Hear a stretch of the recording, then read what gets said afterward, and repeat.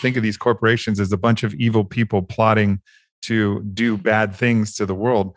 I really don't see that when you actually get in there. My little brother works for Facebook. He's not trying to fuck the world. He's just trying to do things. He's like recruiting different employees, and he likes the lunches that they serve, and he keeps inviting me over there to campus to, go grab a lunch with him. And it's like that, as you even go up, even in pharmaceutical companies, there's, in some ways, I think there's this kind of just plausible deniability. They just don't really want to look at what's happening, and they just kind of look the other way. But it really seems like the organism of the corporation itself is an entity. And if we really look at that as an entity, that entity has a primary objective. The collective entity of a corporation has a primary objective, and it is to maximize profits by whatever means necessary, right? That is the prerogative of the corporate entity. So you have to have the people then who are the angels, who are willing to collectively within that, be more powerful than the entity itself and move beyond their own profit motives, and even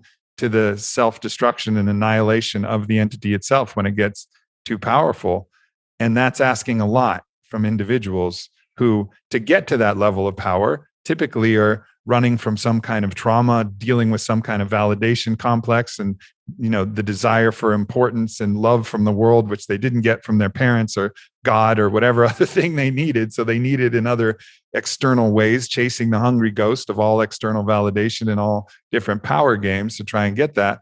And so that's what we end up seeing, is we end up seeing these entities rise, that when the entity itself can be evil, but the people within it are probably, they have some culpability, of course, because they're not all rallying together to address the challenges. But it's a lot more nuanced than I think a lot of people think. Most issues of evil are. Yeah.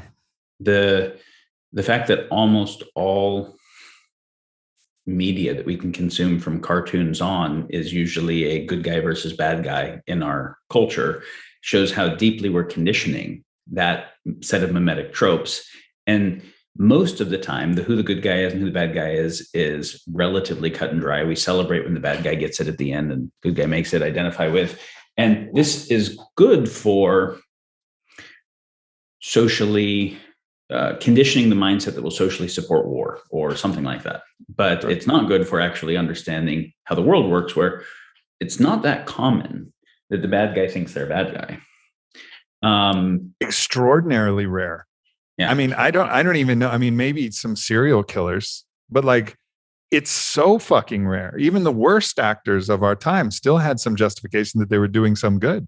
Even Thanos. And then look at the story of Thanos, right? Wipes out half of the population for the greater good of the universe was his rationalization. I mean, obviously, he's a fictional character, but we see characters like that always seem to have some idea that they're doing some good for the world in some way. Or they're doing good for someone, but they're in a forcing function. Right. Having a conversation with somebody about geopolitics the other day, and they were talking about Putin, and somebody there had a lot of respect for Putin as a global strategist and world leader, and someone who kept Russia from being more degraded by external capitalist forces after the wall came down. And some people thought he was a particularly evil guy. And I'm like, well,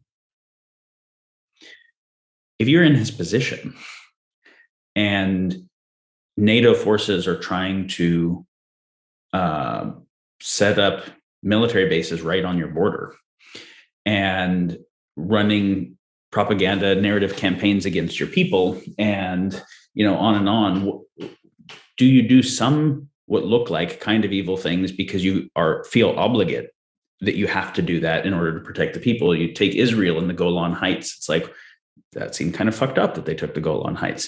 If they don't have it, they have no defensible airspace from people that are sending missiles to them. So you say, well, you shouldn't have done that, and you should just have no defensible airspace.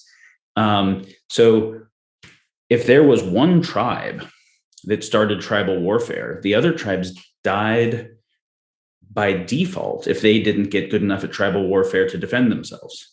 So as soon as anybody starts the game of power in that way, it becomes an obligate game for everybody to play, or they lose by default. And then this creates a race to the bottom. And then this defines the characteristic problems in the world that we have to overcome. These are coordination failures. Both the arms race. Does anybody want to live in a world filled with autonomous AI drone weapons? No, I don't think really any generals think that that's a nice world to live in. But is every country that can pursuing that? Absolutely. Because if we don't and somebody else gets there first, they run the whole world. And they either kill all our people or run the world, and we don't like their political philosophy or whatever it is. So not only do we have to make them, we have to make them faster than they make them, and make the counter weapons and spy on their doing it and lie to their spies. And so that's the arms race, right? And then we're like, well, what if we just made an agreement that nobody makes the AI weapons? How about we come together and make a treaty? How do I know that they're keeping the treaty? How do I know that in an underground black project, they're not building it and I'm keeping my side of the treaty, and then they come out and take over the world? Fuck it. I can't actually ensure that they aren't keeping the treaty. And most likely, we know that that's the way that governments work. That's the way that we've always done it, right? Like, this is the way. Look at Game of Thrones, right? It's like, yes, absolutely, we honor this treaty.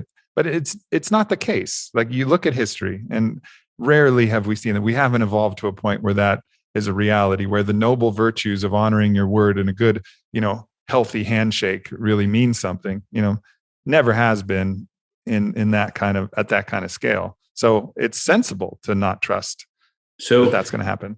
So the people who've paid attention and understand realpolitik are like, okay, your treaty is a cute idea, and we're going to build our AI weapons, and we're going to, and either we'll sign the treaty, lie and say that we're keeping it, try to lie to your spies that are finding out if we are or not, and spy on you to see if you're doing it or not, or we won't even bother doing it, right? Like, those are the ways that it ends up going. And this is the same of like, why have we not done nuclear deproliferation? Who wants to be the chump that gives up their last nuke first? Because what happens to them? They give up their last nuke first, and then the other person defects on the deal. How do we know they gave up their last nuke and they aren't hiding one? And so how do we know that the one that they aren't hiding isn't faster so they can win at first strike because they were doing hypersonic missile stuff? Fuck, we have to actually keep racing with a nuclear arms race to build faster and faster hypersonics to win the first strike game. We're stuck in that thing, right? Very largely, the world's stuck in that thing. And it has been historically. It's just, it wasn't until World War II that existential risk or catastrophic risk for the whole world was a possibility, because our tech wasn't big enough to be that damaging to the world.